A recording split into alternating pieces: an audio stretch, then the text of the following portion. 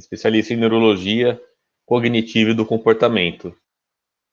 Então, hoje a gente vai falar sobre a neuroanatomia e a neurofisiologia da memória e as implicações práticas disso. Então, sempre gosto de falar, você vê que ontem um aluno, um colega, na verdade, me mandou uma mensagem assim: ô, tô te vendo aqui no YouTube, né?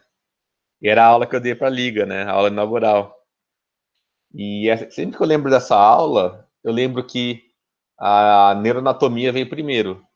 Quer dizer, se a gente não conhecer a neuroanatomia, tudo que vem depois fica difícil. Fica difícil entender fisiologia, fica difícil entender as manifestações, as doenças. E a neurologia, ela fica meio que caótica. A gente passa a ter medo da neurologia, né? Passa a ter neurofobia.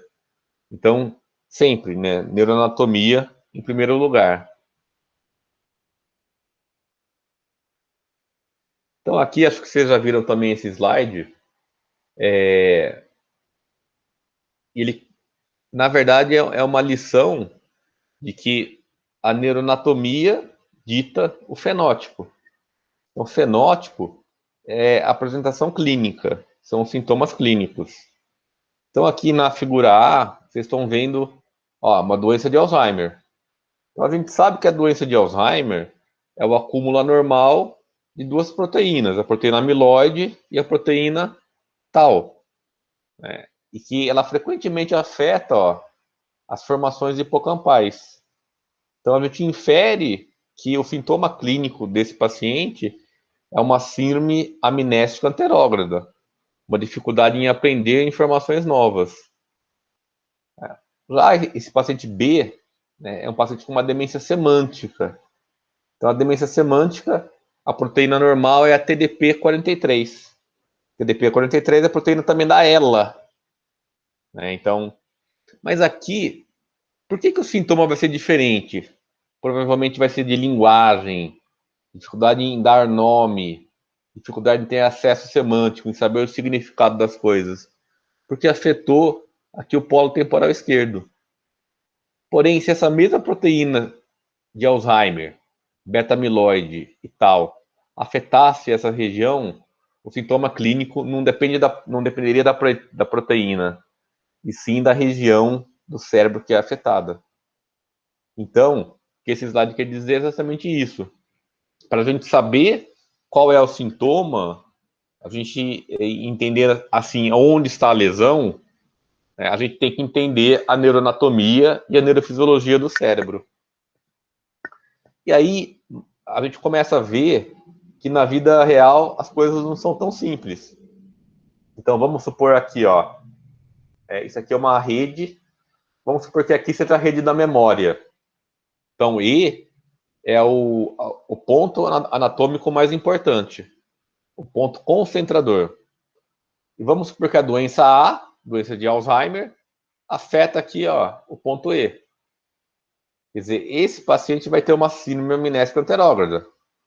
Agora, vamos supor que uma outra doença, então uma doença B, vamos pegar essa doença B, é uma doença, uma sinucleopatia, né, uma doença com corpos de Levy, ou de Lewy, né, que é a neuropatologia da doença de Parkinson, por exemplo. Se essa mesma doença B afetar aqui também o ponto E, que é o mesmo ponto aqui, o sintoma clínico vai ser amnésia. Isso pode acontecer tanto exatamente aqui no ponto, ou isso pode acontecer mesmo em redes. Se a doença A pegar a rede de memória em um ponto e a doença B pegar também a rede de memória em outro ponto, o sintoma clínico vai ser alteração de memória. Tá? Então, esse conceito é a convergência clínico-anatômica. Duas doenças podem afetar redes convergentes, pontos convergentes do cérebro.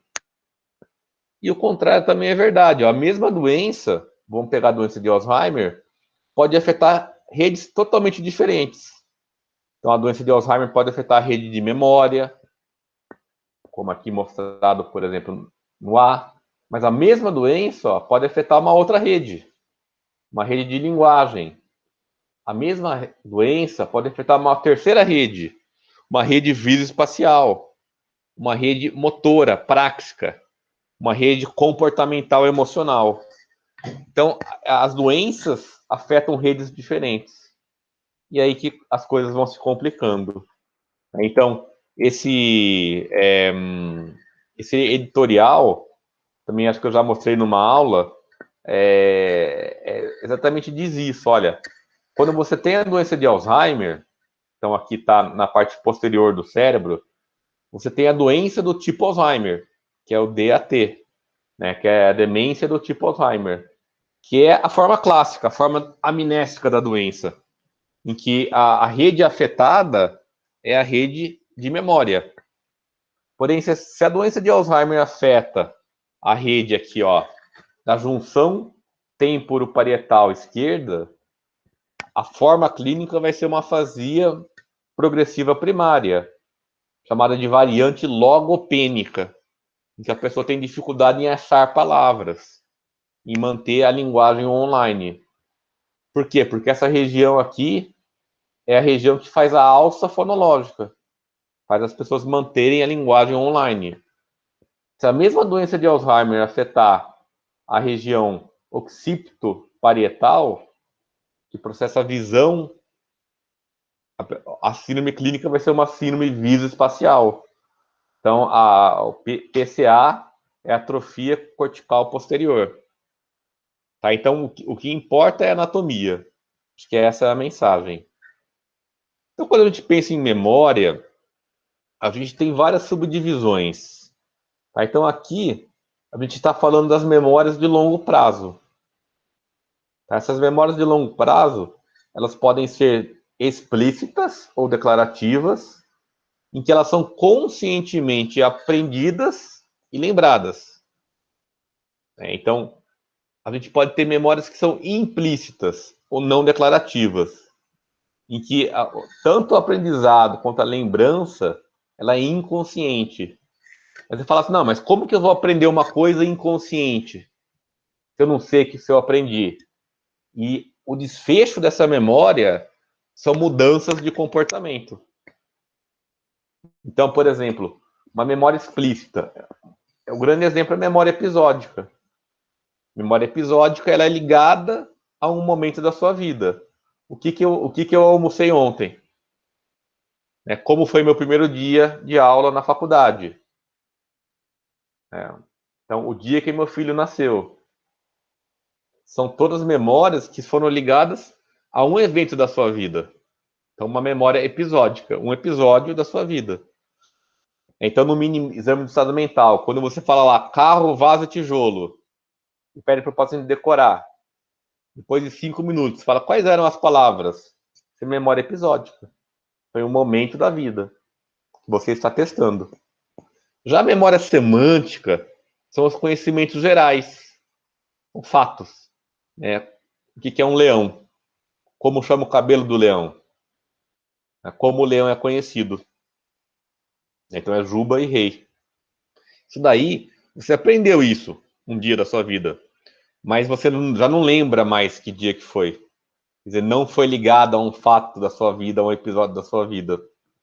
Passou a ser conhecimento geral. Passou a ser a sua biblioteca de conhecimentos. Então, essa memória é chamada de memória semântica.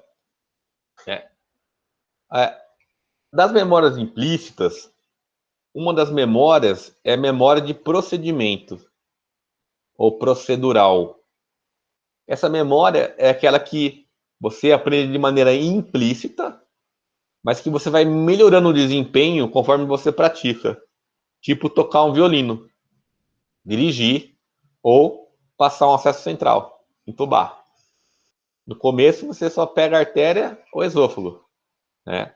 Mas depois você vai pegando o jeito, né? Então, esse pegar o jeito, muitas vezes você vai implicitamente, com a prática, vai aperfeiçoando. Então, isso é uma memória de procedimento. E tem o condicionamento emocional. Isso é uma memória implícita. Então, um grande exemplo do condicionamento emocional é a experiência de Pavlov com os cachorros. Vocês lembram dessa experiência? Em que ele condicionou os cachorros a ouvir um sino e comer. Então, automaticamente, quando ouvia o sino, já liberava suco gástrico.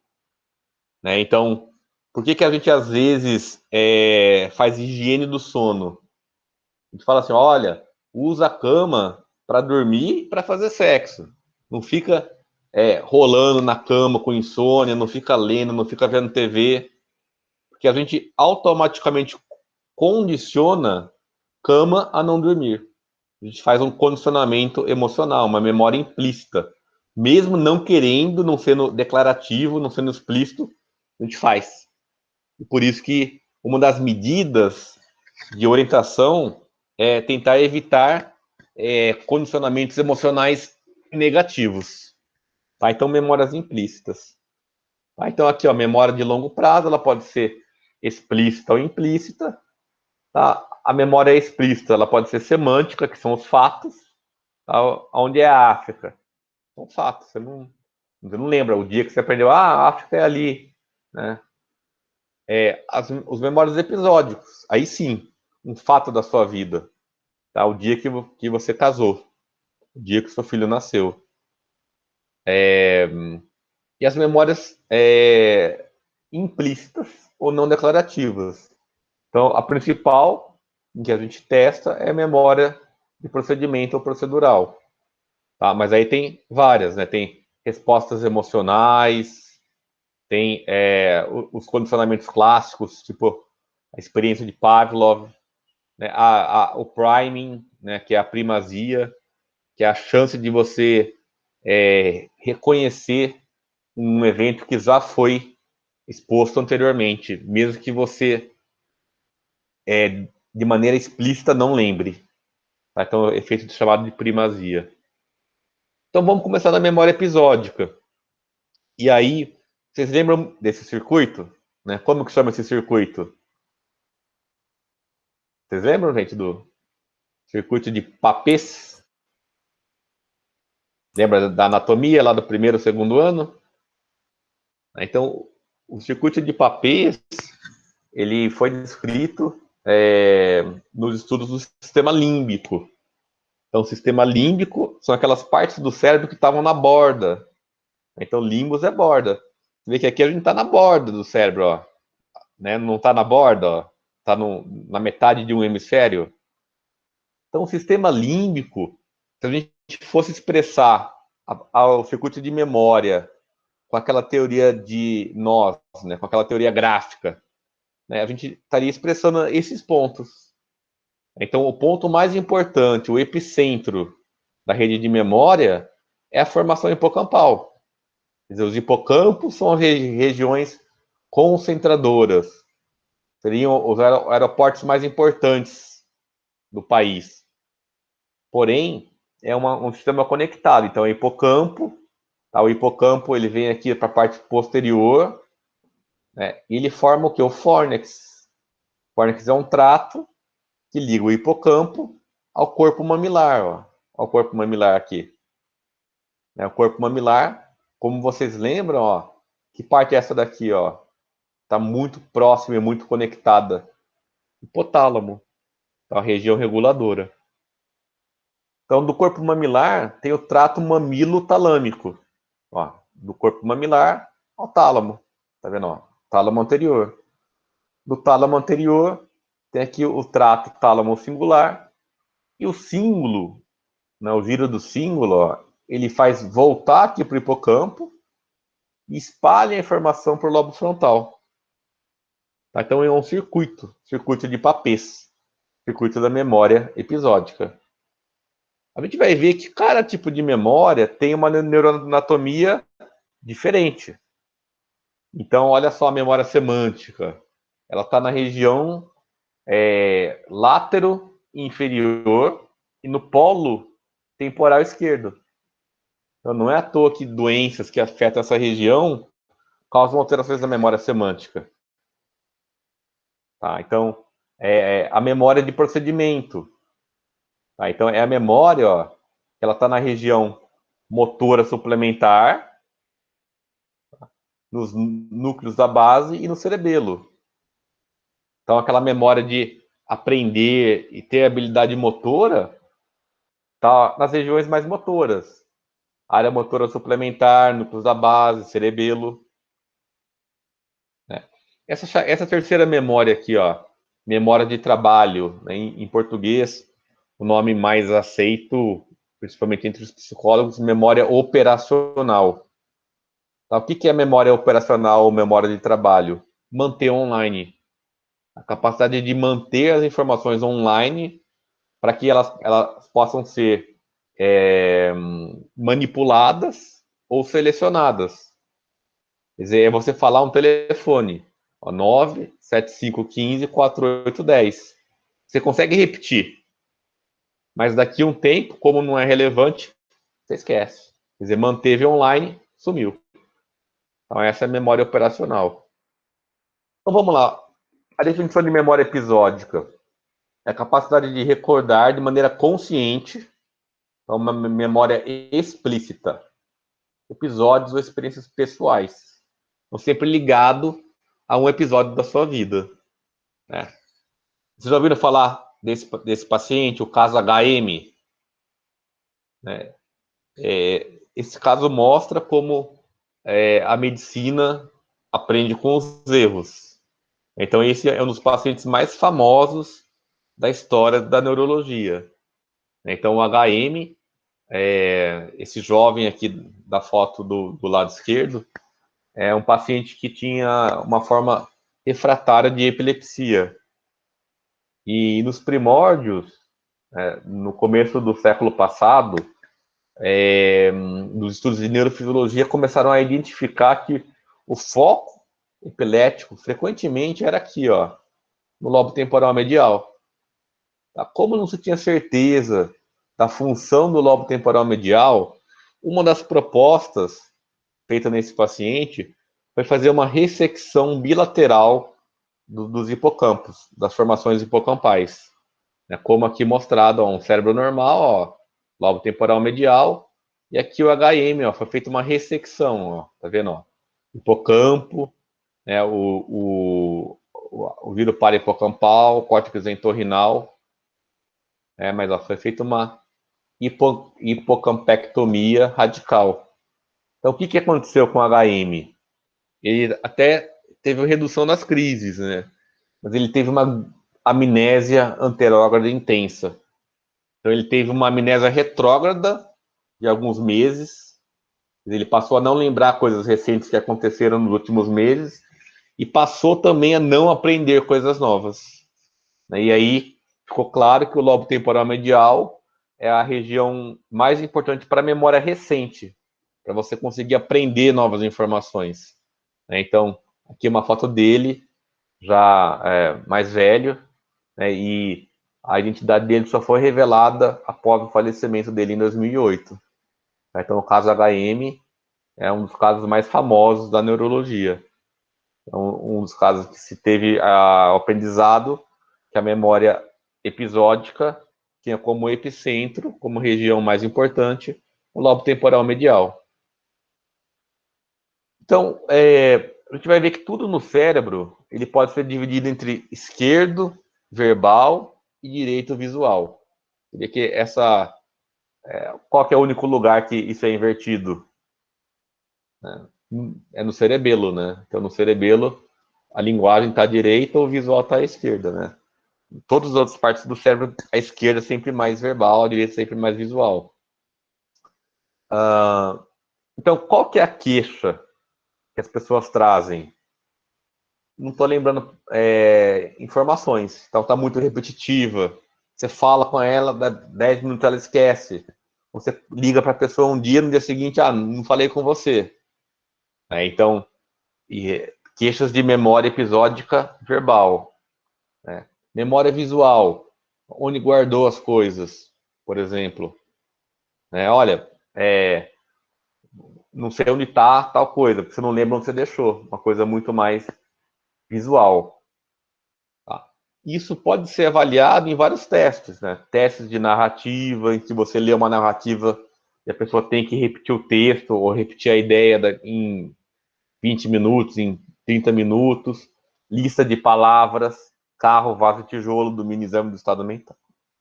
E a visual, figuras. Então temos a bateria breve, que são aquelas 10 figuras que a pessoa repete, cópias de figuras complexas, né? Então a pessoa tem que é exposta a uma informação verbal ou visual, e ela tem que relembrar essa informação depois de um certo tempo. Tá? Isso é memória episódica.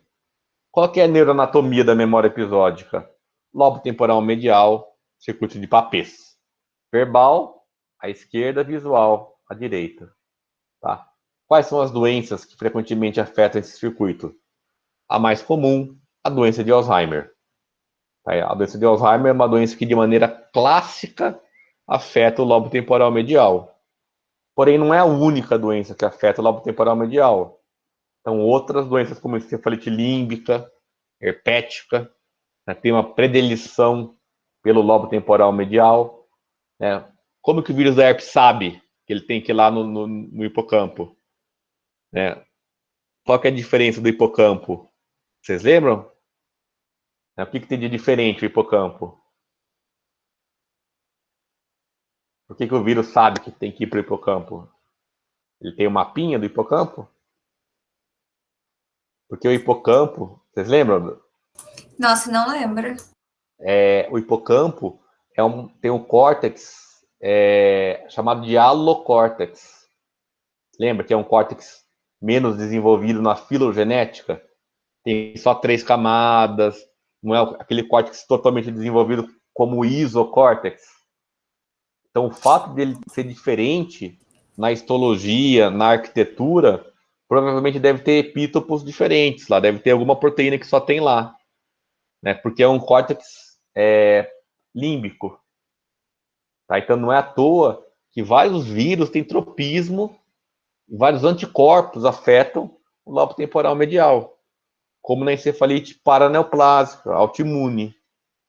Tá? Então, assim, o córtex, você vê que a estrutura do córtex faz com que tenha predisposição para algumas doenças. Por isso que neuroanatomia é a base para a gente entender, né? Porque senão tudo fica muito difícil. Tá? Outras doenças, deficiência de tiamina. Vocês lembram dessa doença? Encefalite de Wernicke-Korsakoff, né? A esclerose hipocampal, tá? Uma doença que frequentemente é isquêmica, que os hipocampos têm alterações estruturais. As encefalopatias hipóxico-isquêmicas, pós-parada, pós-anóxia, muito comum a gente está vendo agora pós-Covid. Então, a doença de Alzheimer não é a única doença que afeta os hipocampos. Tá? Então, a memória, ela pode ser clinicamente dividida entre 3 fases. Tá? Então, essas 3 fases, elas têm redes diferentes, são importantes para cada fase. Então, a primeira fase da memória é a chamada codificação. Tá? No inglês é encoding. Tá? Então, esse processo é um processo muito mais atencional. Quer dizer, ele faz o processo de direcionar recurso cerebral para processar as informações. Então, se vocês não estão prestando atenção nessa aula, se a aula não é relevante, né, se a aula não é interessante, aí o seu cérebro não vai direcionar recursos para vocês processarem as informações. Então, olha só como essa parte ele envolve o lobo temporal medial, ó, a gente está vendo aqui, né, em verde, mas envolve também outras redes, ó, a rede de memória, memória de trabalho executiva. Então, aqui em vermelho, ó, redes atencionais. Então, envolve uma rede semântica. Se você já tem uma base dessa informação, é muito mais fácil aprender. Então, essa rede é a rede atencional. E aí a gente entende por que algumas pessoas que têm desatenção e têm disfunção na memória operacional, nas funções executivas, vão mal na memória. Porque essa primeira etapa de codificação fica alterada. A pessoa não consegue focar, ou focar recurso cerebral para aprender. Tá? Então, essa fase é chamada de codificação. Já a fase de retenção, aí sim é o armazenamento. Quer dizer, você transformar essa memória que estava no sistema operacional e guardar numa biblioteca mental. Então, é armazenar, né, mentalmente para que isso possa ser acessível no futuro. Tá? Essa parte, ó, é a parte muito mais temporolímbica. Quer dizer, a rede de memória que faz isso, os hipocampos e o circuito de Papez. Então, essa rede depende essencialmente da função dos hipocampos.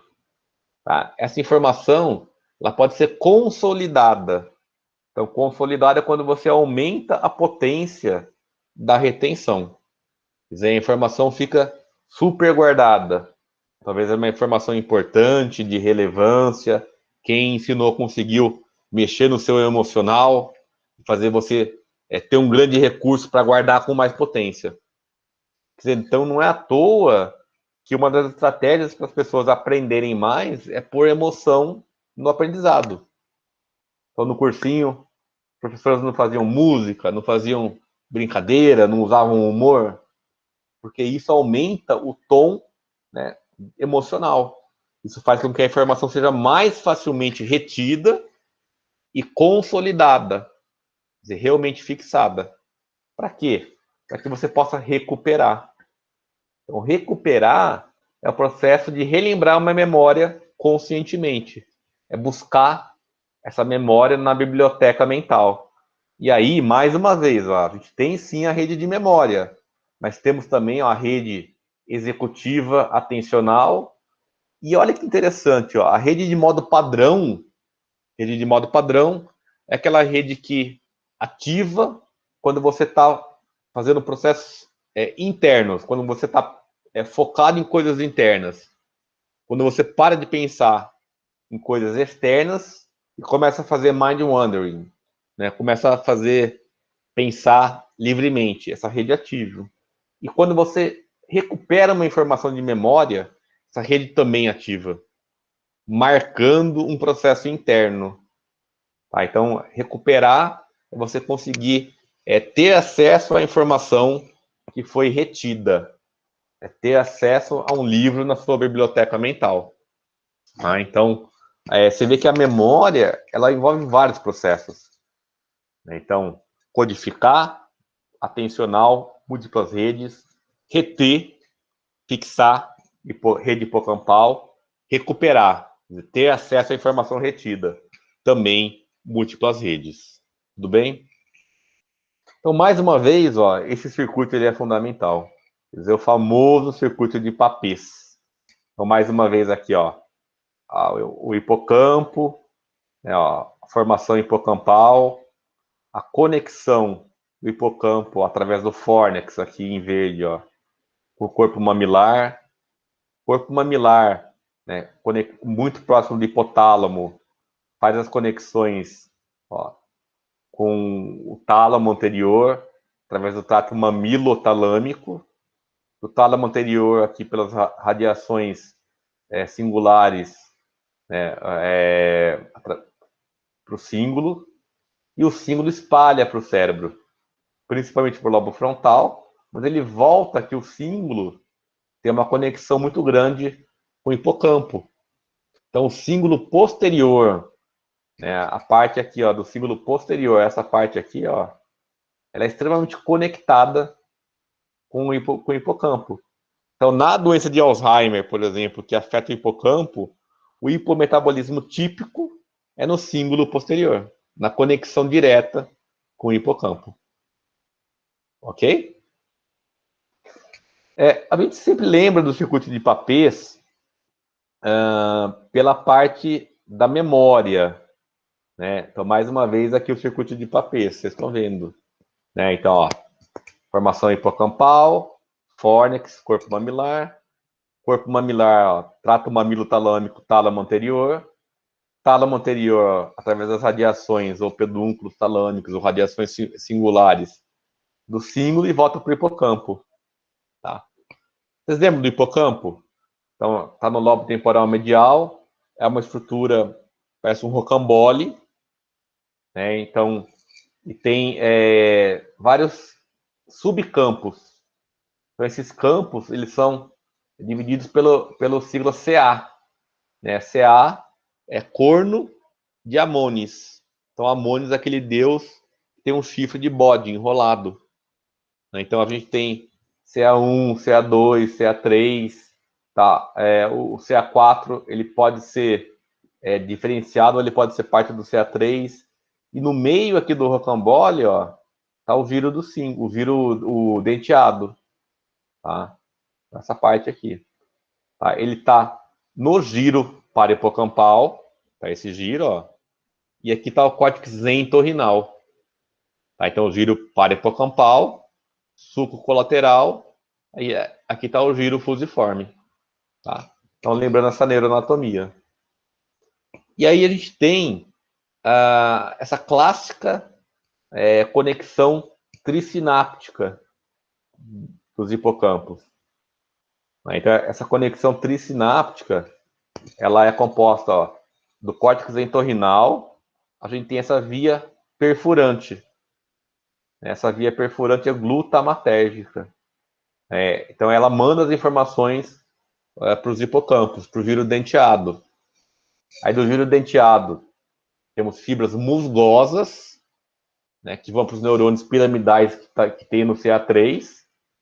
De lá, as vias colaterais de Scheffer, por CA1. E do CA1, volta para fora pelo subículo. E aí, aqui a gente entende por que alguns remédios, principalmente os GABAérgicos, causam amnésia. Vocês já pensaram por que a gente, quando quer causar amnésia para uma cirurgia, a gente usa, por exemplo, midazolam, né? Ou as pessoas que fazem o uso criminal, né, para dar aquele golpe do Boa Noite Cinderela, eles usam midazolam. Por que a pessoa apaga a memória? Como isso é possível? Vocês sabem essa resposta? Porque grande parte dessas conexões aqui das fibras musgosas e das colaterais de Scheffer são GABAérgicos. Então, se você estimula de maneira intensa as fibras GABAérgicas, que são inibitórias, você impede que a informação seja fixada, seja retida. Então, por mais que a pessoa esteja vivendo a informação, esteja vivendo lá o ocorrido, isso não está sendo retido no hipocampo. Então, a pessoa acorda no dia seguinte como se fosse um zero, um gap, né? Um espaço entre estar lúcido e ter acordado, né? Aí com vários problemas, né? Então, você percebe que, entendendo por que isso acontece, onde tem fibra glutamatérgica, onde tem fibra GABAérgica, você entende esses efeitos farmacológicos sobre a memória? Então, se esse circuito trisináptico ele é cortado farmacologicamente, a pessoa tem uma amnésia aguda, né? Como é o caso de uma doença chamada amnésia global transitória, que a pessoa tem uma falência metabólica do hipocampo. O hipocampo apaga, dá um blackout. E a pessoa tem uma grande amnésia anterógrada, que normalmente dura menos de 24 horas. E vai voltando aos poucos a função, a pessoa vai lembrando. Então, amnésia global transitória. Ou uma amnésia epilética. Alguns focos epiléticos são no hipocampo. Então, a pessoa tem a crise, perde a memória. Tá? Professor, desculpa interromper, tem uma dúvida aqui no chat. Você prefere responder no final ou Não, agora? pode ser agora. Pode? O Gabriel perguntou aqui que ele ficou com dúvida na rede de modo padrão que você falou. Tá. A rede de modo padrão é um conjunto de áreas cerebrais que ativam em situações em que você foca em coisas internas. Então, vamos supor que você fecha os olhos, você passa a focar no seu pensamento livre. Começa a fazer assim, pensar livremente, né? E aí você fala assim, não, então o cérebro vai apagar, vai ficar, né, tudo reduzido. Não. uma série de regiões que envolvem o pré-cúneo, a região frontal medial, parte da região parietal lateral, começam a ativar e entrar em sincronia. Então, essa sincronia, que são regiões ativarem em tempos parecidos, é o que forma uma rede. Então, essa rede de modo padrão, né, é um termo em inglês que é Default Mode Network, né? Essa rede de modo padrão é a rede que ativa quando você desativa de coisas externas.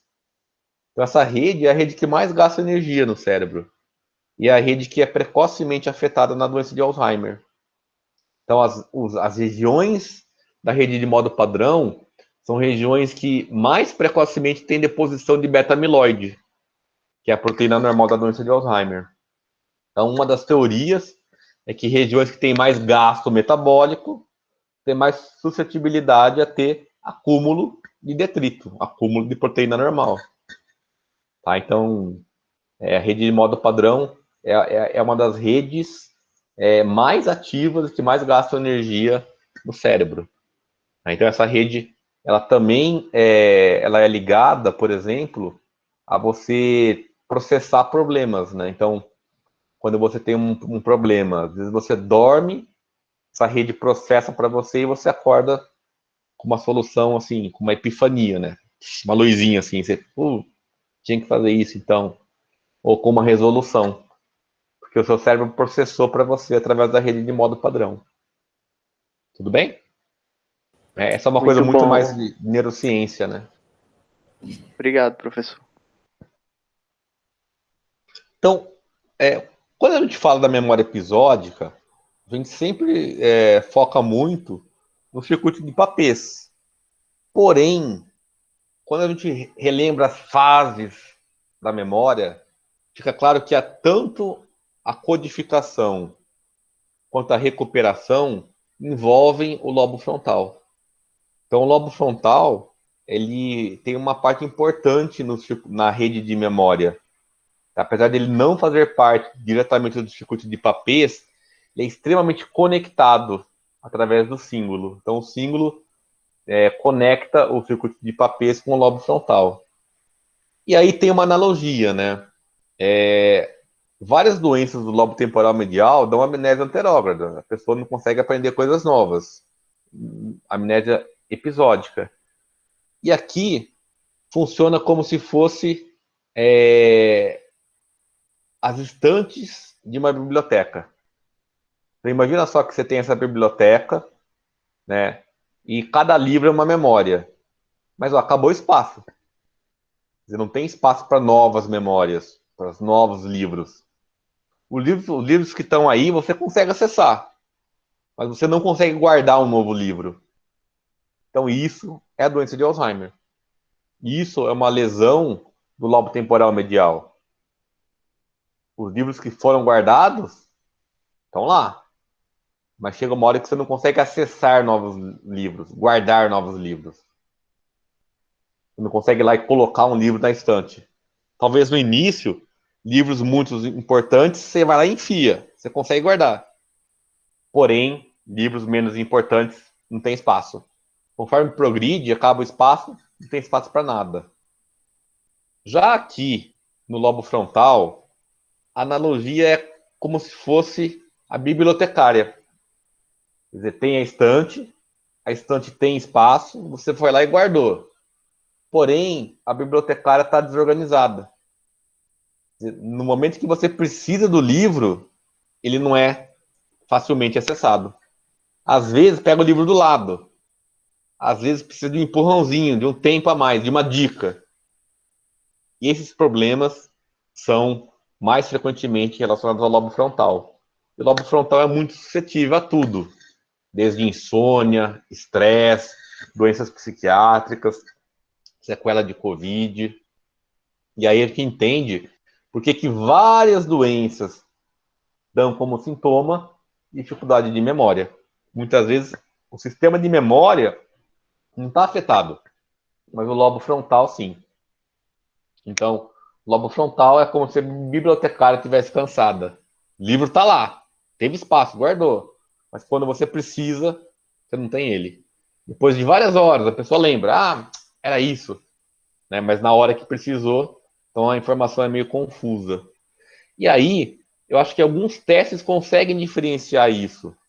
Justamente vendo se a pessoa melhora, por exemplo, com dicas, né? Com múltiplas escolhas, com dicas semânticas. Então, frequentemente, a, a lembrança espontânea ela é alterada tanto na lesão do lobo temporal medial quanto do lobo frontal. Mas aí você vê o reconhecimento. Quer dizer, você oferece pistas, você oferece opções, e frequentemente melhora o desempenho no lobo frontal. Quer dizer, quando você dá uma dica, dá um empurrãozinho na bibliotecária, ela melhora a função. Então, frequentemente, isso não melhora muito com lesões do lobo temporal medial. E aqui, tá a principal dica. Quando você dá um suporte ambiental, lobo temporal medial, quase nada de efeito. Lobo frontal, melhora muito o desempenho.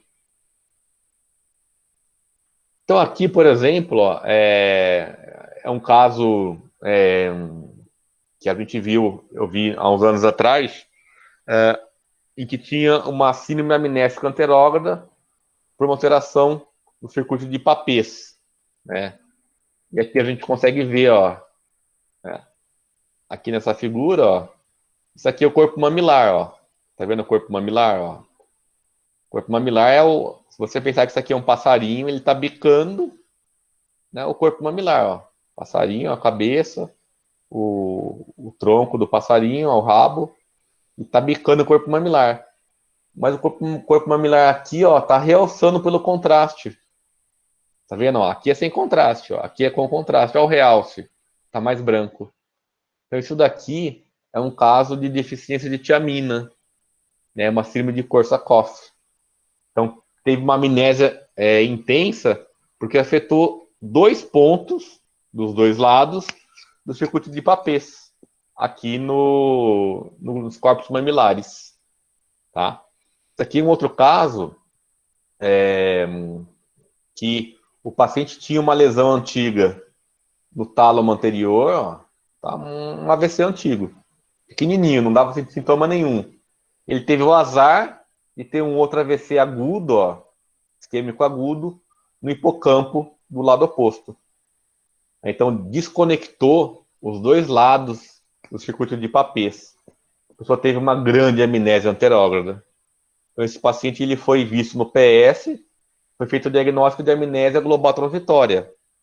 Só que ele nunca melhorou. Quer dizer, não era transitória a amnésia. Então, era uma lesão bilateral no circuito de Papez.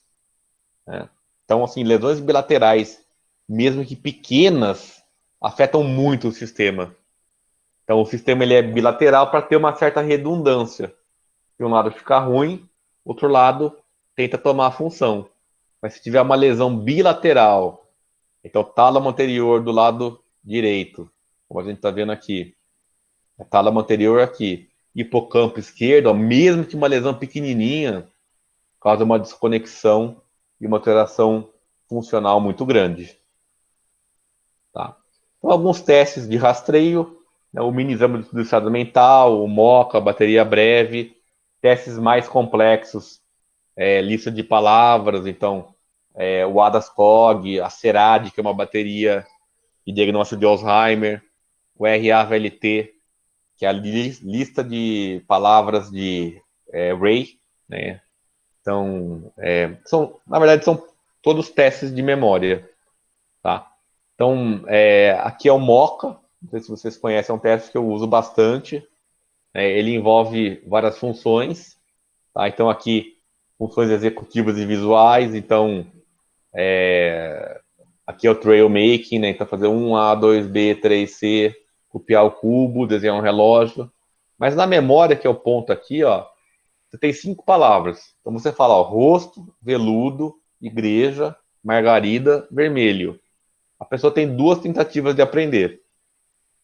Aí depois aqui de alguns testes de outras funções, mas também para a pessoa não ficar focando, né? Então, é um teste para a pessoa não ficar relembrando a memória, você pede para evocar, ó, quais foram as palavras. Então, e aí, ó, a pessoa não lembra nada. Aí você dá uma pista categórica. Você fala assim, ó, uma delas é uma parte do corpo. Pessoal, rosto. Você deu uma dica. Né? Ou se não lembrou pela dica categórica, você dá múltiplas escolhas. Era nariz, rosto ou mão. Então, essa melhora com a dica categórica ou com a múltipla escolha sugere muito uma doença do lobo frontal, em que a pessoa reteve, quer dizer, guardou, mas não está recuperando. Quer dizer, o livro está lá, mas a bibliotecária está atrasada. Se a pessoa não melhora com a pista, aí o problema é que ela não reteve. Então, às vezes, ajuda a diferenciar uma coisa da outra. Tá?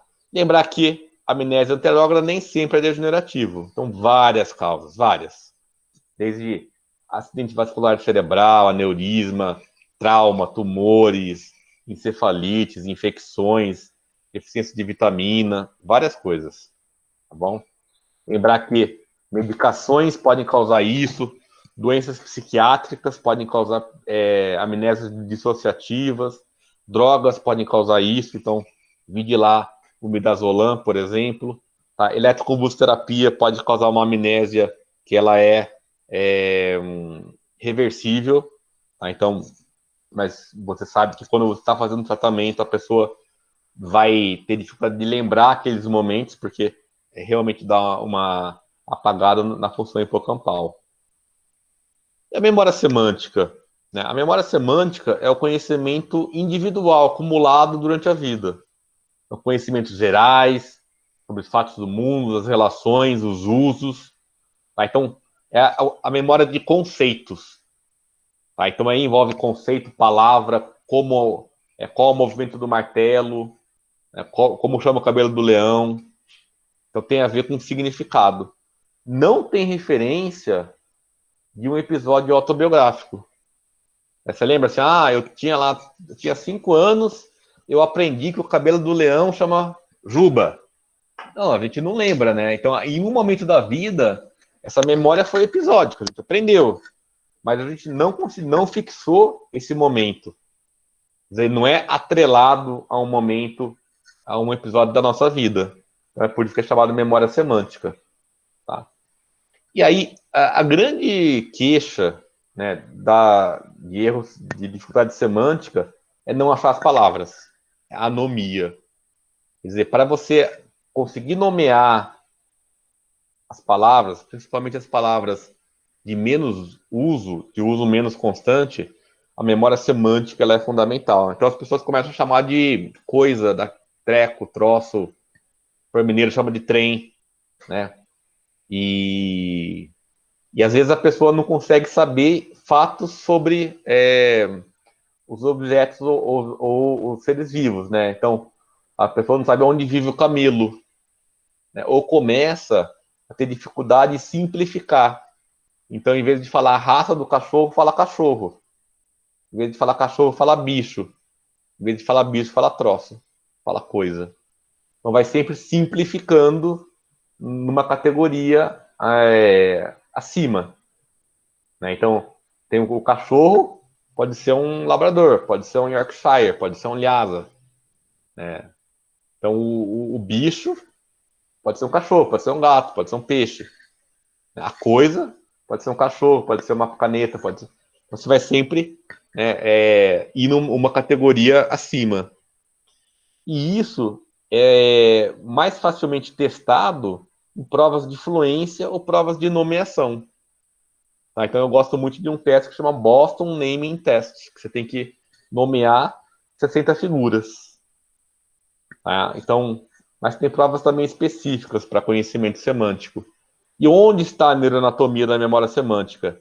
No lobo temporal esquerdo, principalmente a parte antero-inferior. Qual que é a forma prototípica da alteração da memória semântica? A chamada demência semântica.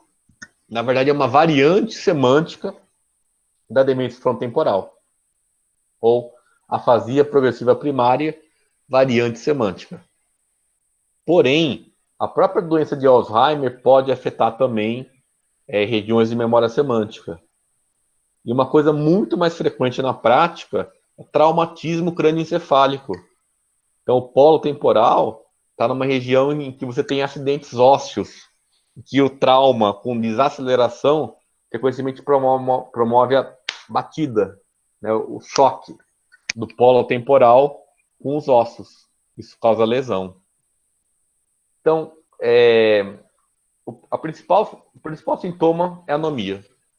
Dificuldade de dar nome, principalmente para animais. Isso é interessante, e na prática isso é muito visível, que seres vivos vai muito pior do que objetos, do que instrumentos. E palavras de baixa frequência. Então, erros semânticos. Então, a pessoa vai sempre dando uma categoria supraordinária. Então, de Yorkshire para cachorro, de cachorro para bicho, de bicho para coisa. Então, vão tendo simplificações. Tá? Então, normalmente, a pessoa tem anomia e, frequentemente, além da anomia, mesmo quando você dá o nome num teste de opções, a pessoa não sabe. Né? Um sintoma comum é a disgrafia de superfície. A disgrafia de superfície é uma tendência de regularizar palavras irregulares. Então, no português, a gente tem poucas palavras irregulares, mas seria como ler taxi, e o certo é táxi. Né? Quem fala inglês, quem já morou fora, sabe que uma das grandes dificuldades da língua é a enorme quantidade de palavras irregulares, né? Então, por exemplo, essa que está aí, né? Eu leria isso daí, colonel, né?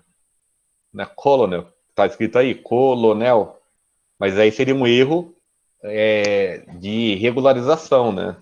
Então, a pronúncia certa é colonel. Então, vocês percebem a diferença? Então, você não sabe se está escrito P-I-N-T, você não sabe se é pint ou paint. Então, por quê? Se você só sabe a pronúncia certa, se você conhece a palavra, você tem conhecimento semântico dela. Então, erros de regularização. Chamar táxi de taxi. Ou, por exemplo, como que escreve exceção? Tem um monte de X, de C, de S, né? Então, se você não souber, né, a grafia, você escreve errado. Tá? Então, você faz uma disgrafia de superfície. Tá? E aí, na fase avançada, erros semânticos grosseiros, né? A pessoa não sabe o que é um cavalo. Quer dizer, já perdeu grande parte do conhecimento semântico. Então, onde está a memória semântica? Então, aqui o lobo temporal esquerdo, principalmente a parte anterior e inferior, ele não é, na verdade, a região que a memória está guardada. As memórias estão difusamente guardadas no cérebro. Então, assim, cada memória está guardada na sua modalidade específica. Memória visual na parte visual, memória auditiva na parte auditiva, memória tátil na parte tátil. Porém, para a gente ter acesso a essas memórias, então você tem esse hub amodal. Hub amodal é um nó, é um ponto concentrador, que não é de uma modalidade sensorial. Não é de visão, não é de audição, não é de tato, mas ela é amodal, ela é comum a todas as modalidades. Então aqui, essa região que está em azul promove o acesso semântico. Para a gente saber os conhecimentos específicos, para a gente ter acesso, essa região precisa funcionar bem, principalmente do lado esquerdo. Então aqui, alguns casos de demência semântica. Então você vê claramente uma atrofia do polo temporal esquerdo, polo temporal direito, polo temporal esquerdo. Olha a diferença dessa atrofia. Lado direito, lado esquerdo. E aqui eu mostrando alterações do metabolismo do cérebro. Você vê que toda essa região fica com hipometabolismo. Olha a diferença aqui. Hipocampo alterado. Olha o polo temporal esquerdo. Percebe uma grande atrofia em comparação a essa? Tá? Aqui um caso meu. Então a paciente nomeou isso daqui de rinoferoente. Quer dizer, uma parafasia fonêmica, né? Esse se chama rinoceronte. Ela falou rinoceronte. Né? E ela não sabia nenhuma particularidade. Eu perguntei assim, aponta para mim o chifre. Ela não sabia o que era chifre. Essa mesma paciente falou, camelo vive na floresta. Quer dizer, um erro semântico, né? Uma regularização. A maioria dos animais vive na floresta, mas o camelo vive no deserto. Tá? Então, um erro semântico. Tá? Isso aqui são alguns testes, né? Então, de associação. Então, o camelo tem mais a ver com qual vegetal, né? Com qual planta? O cacto. Qual que está certo? A berinjela, esse ou esse? O pepino, esse ou esse? Quer dizer, você só sabe que é esse é o certo e esse é o certo, tendo conhecimento semântico sobre a berinjela e o pepino. Tá? E você vê que às vezes vai ficando difícil, né? Ó. Então, associações, ó. O que é isso daqui? Vocês sabem? Espremedor de batata? Isso. E esse daqui, ó. Como que a gente poderia dividir esses em dois grupos? Né? Então, motorizados e humanos, né?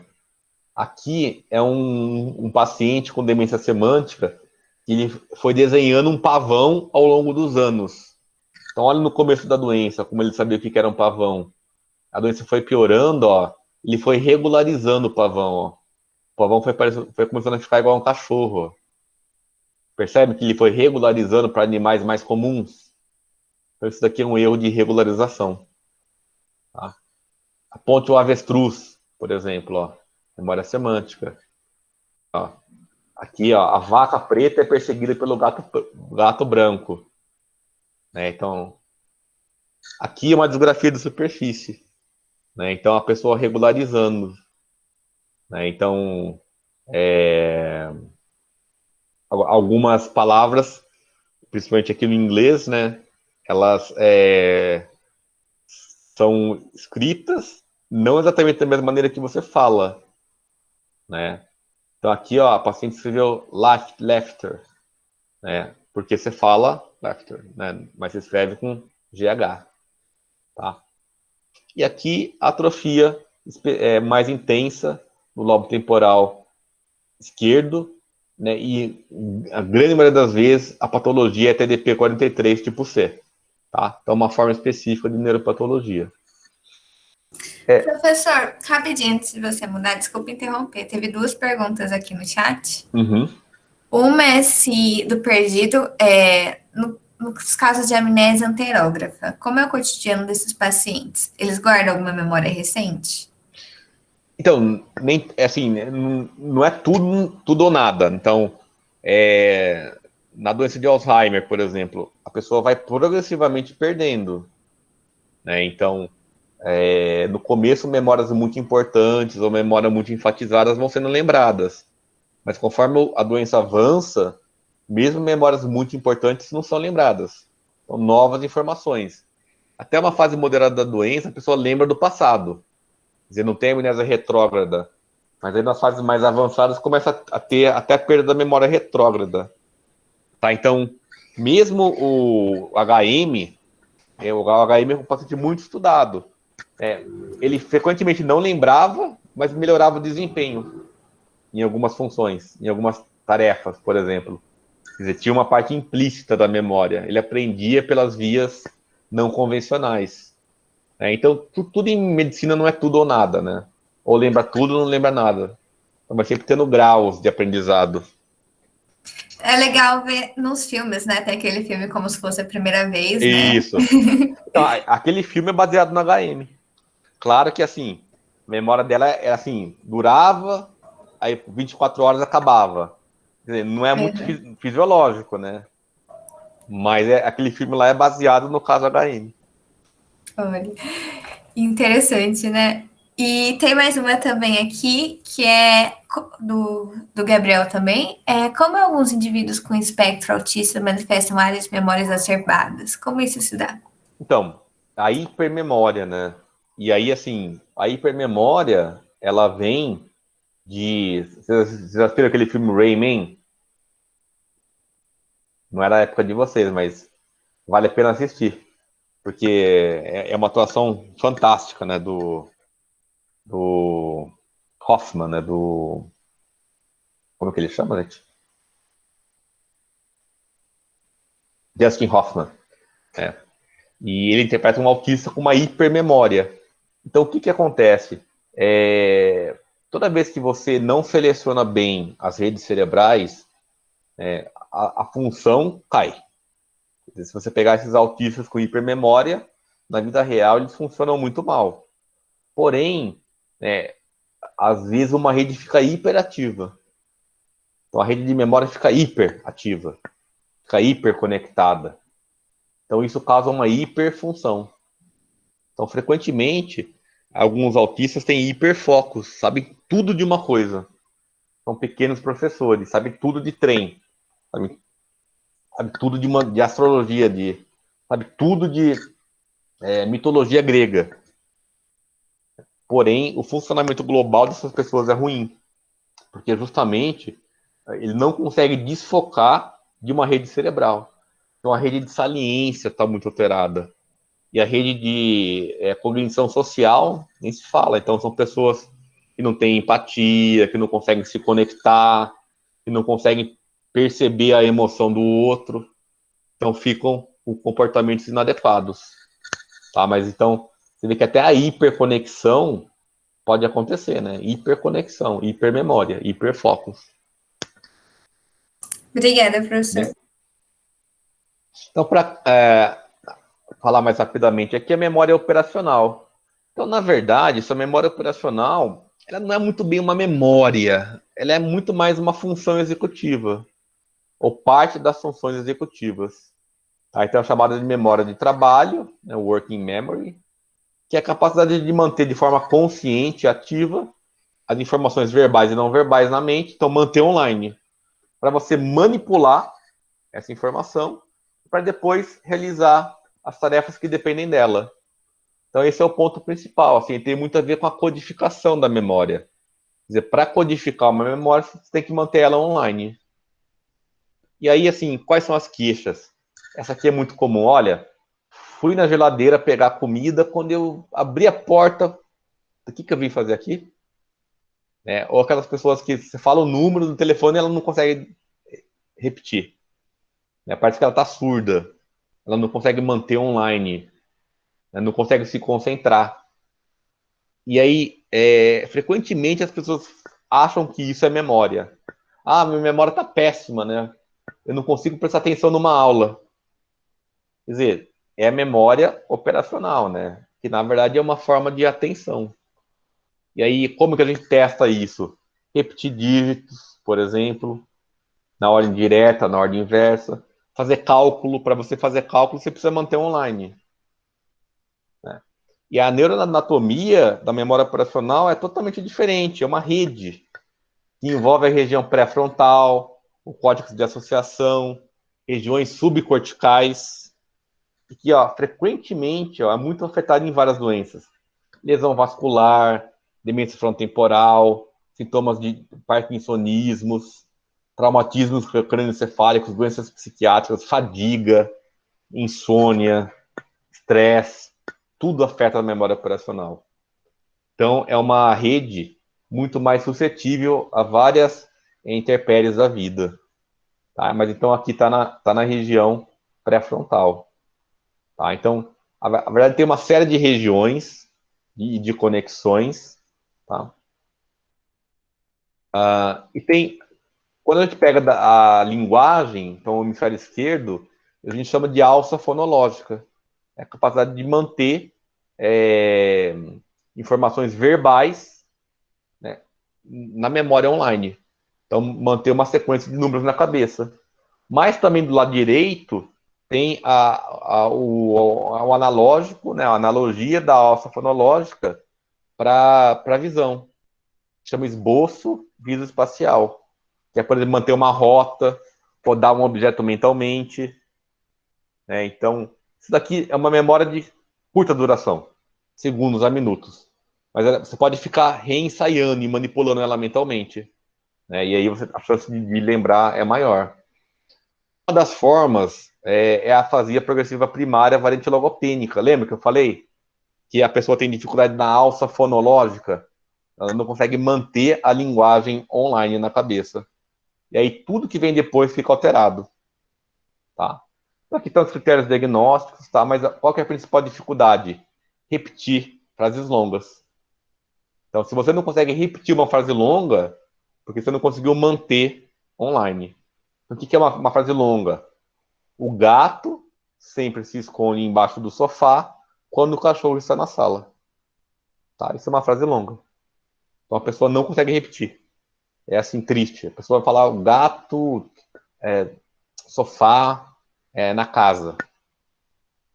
Totalmente assim, perdidas as informações. Tá? Então, aqui a junção temporoparietal esquerda, ó, onde está a neuroanatomia da alça fonológica. Tá? Então, aqui é muito mais complexo que isso. Né? Então, a gente tem o sistema de linguagem, ele é muito mais amplo do que só área de Broca e área de Wernicke. Mas um dos pontos, ó, que essas regiões temporais inferiores do lado esquerdo são importantes. Então, não é à toa que essas doenças que pegam essa região temporoparietal frequentemente causam alterações de linguagem. Tudo bem? E a memória de procedimento, então, é aquela memória que ela é implícita. Quer dizer, a gente chama de memória muscular, a gente às vezes chama de memória medular, mas na verdade não é medular, né? Ela é frontonúcleo cerebelar. É pré-frontal, núcleo da base, cerebelo. Então é a capacidade de adquirir habilidade com a prática. E mesmo que a gente não saiba que a gente está aprendendo, né, isso vem como mudanças de comportamento ou aprimoração dos comportamentos motores. Tá? Então, a gente às vezes não lembra disso na prática, mas várias doenças, principalmente doenças do cerebelo e dos núcleos da base, a pessoa perde a habilidade. Ela sabe tocar o violino, mas ela não consegue tocar. Ela jogava bem sinuca, ela sabe como jogar, mas ela não consegue fazer o movimento. Então, é como se você perdesse a destreza em procedimentos adquiridos. Então, chamada memória de procedimento. Então, a neuroanatomia, núcleos da base, cerebelo e área motora suplementar. Tá? Então, essa parte aqui que está em verde. Ó. Tá? Então, o cerebelo é importante também para a memória de procedimento. Tá? Então, aqui, uma recapitulação. As memórias clássicas de longo prazo são a episódica e a semântica. Né? A semântica, conhecimentos gerais, o que é a chuva, o que é um cachorro, a fórmula da água. Né? E a episódica é um ponto da sua vida, ó. Primeiro encontro, nascimento do filho. Né? Outras memórias é muito mais numa questão de neurociência, não é tanto para prática. Então, o priming é muito usado em propaganda, né, que você expõe a pessoa a um fato, a chance dela lembrar esse fato ou dela ter alguma mudança no comportamento de acordo com esse fato é maior. Memórias de percepção são memórias que envolvem traços perceptuais, assim. Então, você vê um monte de pontinho, você sabe que aquilo lá é um cachorro. A memória prospectiva é lembrar-se de lembrar. Então, eu tenho uma consulta no dia 15. Tenho que lembrar que eu vou ter uma consulta. Imaginar o futuro. Então, talvez assim, pré-experimentar o futuro de acordo com alguns padrões pode ser um tipo de memória. Tá? Então, isso daqui é muito mais em neurociência. Então, olha lá, o memória de procedimento, o priming, né? E a memória de percepção. Ó, você vê os traços e você consegue identificar, né, um animal ou um objeto. Tá? Então, era isso, gente. Aqui ficam os meus contatos. Tá? Muito obrigado pela atenção. Se alguém tiver mais perguntas, eu te respondo agora também. Muito obrigada, professor. Eu, pelo menos, amei a aula de hoje. Cadê aqui? Gente, alguém tem Gostei alguma... demais também, professor. Eu falei 1h20 só. Então. Sei que vocês estavam cansados de me ouvir. Falei, eu vou correr aqui no finalzinho. E teve algumas perguntinhas no meio também. Foram Vamos lá. bem interessantes. Eu lembrei bastante também daquele filme do Amnésia, não sei se você já viu. Acho que é do Tom Cruise que atua nele. Que Amnésia? a mulher. Ele sofre, né? Tipo assim, um episódio junto com a mulher dele, que assaltantes entram na casa dele, estupra a mulher dele, ele vai tentar ajudar, ele acaba sofrendo um acidente e bater na cabeça.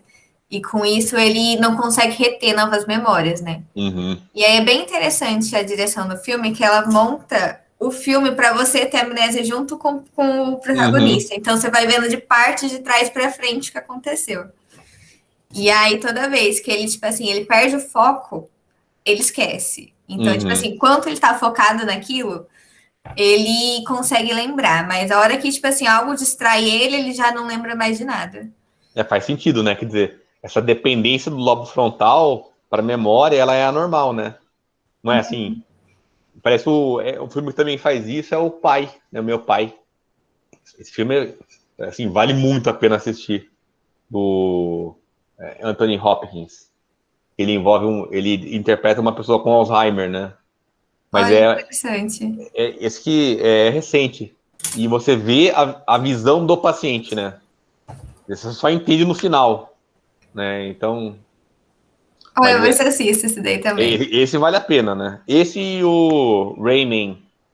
Né? Hum. Esse Rayman é anos 80, assim, mas é bom. Né? É com Tom Cruise também. Mas Tom Cruise com 20 anos. Né?